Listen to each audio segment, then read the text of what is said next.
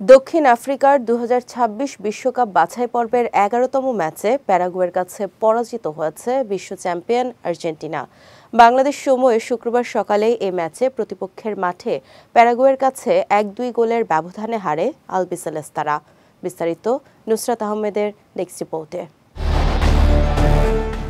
২০২৬ বিশ্বকাপ বাছাই পর্বের ১১তম ম্যাচে প্যারাগুয়ের বিপক্ষে শক্তিশালী একাদশ নিয়েই মাঠে নেমেছিল বিশ্ব চ্যাম্পিয়নরা।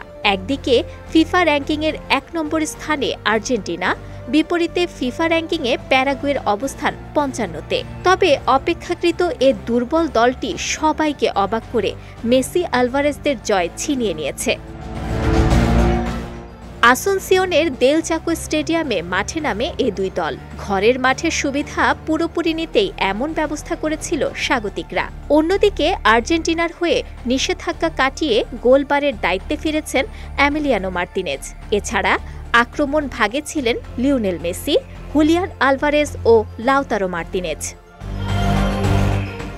ম্যাচের ১১ মিনিটে লাউতারো মার্তিনেজের বাঁ পায়ের ফিনিশিংয়ে শুরুতে এগিয়ে থাকলেও সেই লিড বেশিক্ষণ ধরে রাখতে পারেনি আর্জেন্টিনা।